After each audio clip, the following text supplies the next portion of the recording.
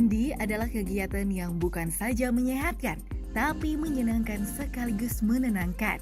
Bagi kita, kamar mandi bukan sekedar tempat ritual bersih-bersih tubuh dari kotoran, tapi banyak difungsikan sebagai tempat tongkrongan favorit, sambil bermain gawai atau membaca, bahkan hingga berjam-jam lamanya.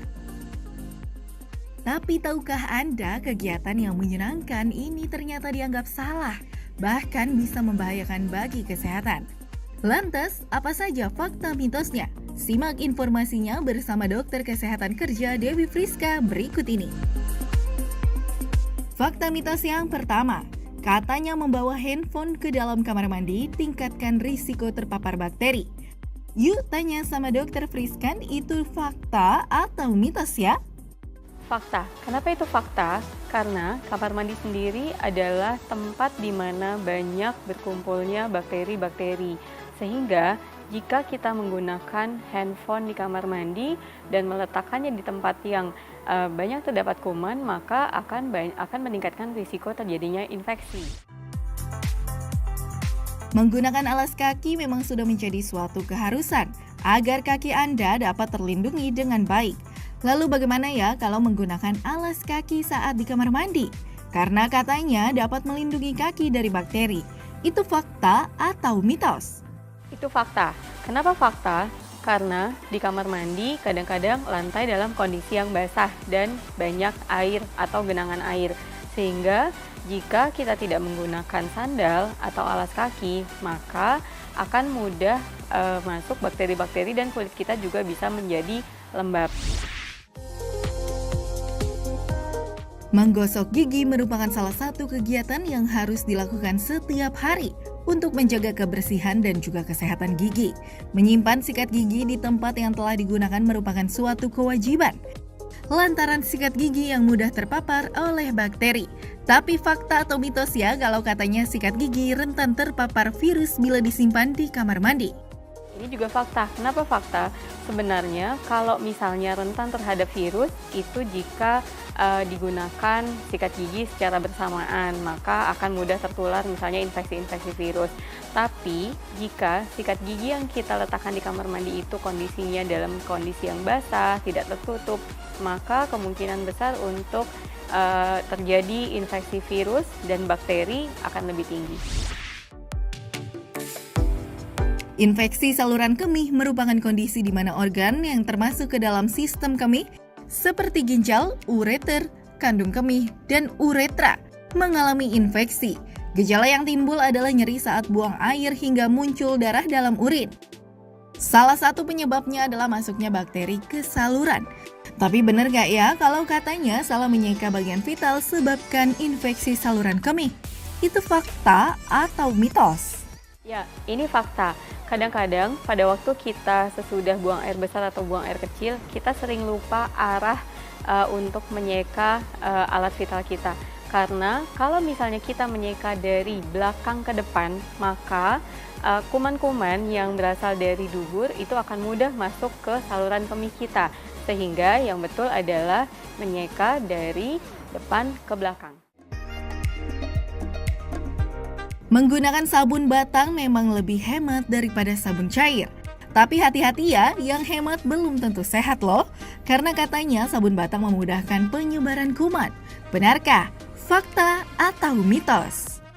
Ini sebenarnya mitos. Pada beberapa penelitian, ternyata sabun cair dan sabun batangan itu memiliki risiko yang sama besarnya untuk terjadinya kontaminasi dari bakteri atau virus. Kenapa? Jadi sebenarnya pada sabun batangan terdapat zat yang memang dia bisa membunuh atau membersihkan kuman-kuman dari kulit kita lebih baik. Sehingga akhirnya tidak akan meningkatkan risiko untuk terjadinya infeksi kulit. Nah, tapi yang perlu diperhatikan adalah pada waktu kita menggunakan sabun batangan, sebaiknya kita tidak menggunakan secara bergantian atau bersama-sama. Dan setelah digunakan, pastikan bahwa sabun batangan ditutup dalam wadah yang kering dan tertutup. Fakta mitos selanjutnya, katanya berbagi handuk tingkatkan risiko penyakit kulit. Itu fakta atau mitos? Ini fakta, karena kalau berbagi handuk dengan orang lain, kita tidak tahu apakah orang tersebut memiliki masalah dalam kulitnya. Ada beberapa penyakit kulit yang bisa menular melewati pemakaian bersama dari handuk.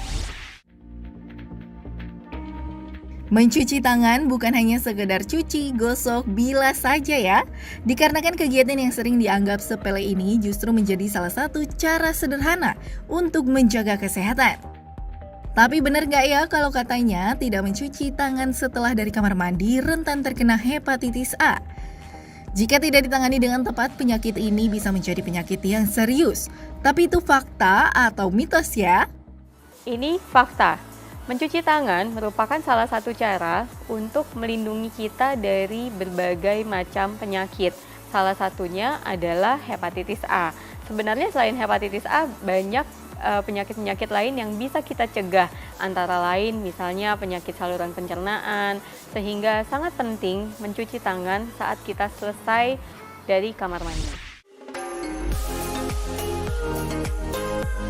Toilet duduk saat ini memang sudah banyak digunakan, baik di kantor ataupun di rumah, dikarenakan lebih praktis dan juga lebih mudah dijaga kebersihannya. Tapi benar nggak ya kalau menutup toilet saat menyiram dapat melindungi tubuh dari penyakit? Itu fakta atau mitos ya? Yuk tanya lagi sama Dr. Friska. Ini fakta. Kenapa fakta? Pada saat kita menyiram toilet, akan ada percikan-percikan air yang sebenarnya akan keluar, dan jika tidak ditutup maka percikan air itu akan ada di udara, dan kita tahu bahwa kamar mandi atau toilet merupakan sarang dari kuman, sehingga akhirnya kemungkinan besar untuk terjadinya masalah kesehatan atau infeksi akan lebih besar.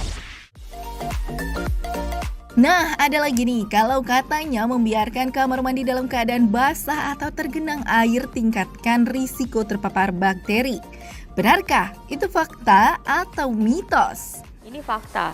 Pada saat di kamar mandi banyak genangan air, maka bakteri akan banyak berkumpul, sehingga akhirnya meningkatkan risiko kita terpapar bakteri. Tapi harus hati-hati juga, bukan berarti kalau kamar mandinya hanya dalam keadaan basah tidak akan memiliki risiko apa-apa. Karena lantai kamar mandi yang basah itu juga bisa menimbulkan risiko terjadinya kecelakaan, misalnya jatuh di kamar mandi. Jadi juga harus hati-hati.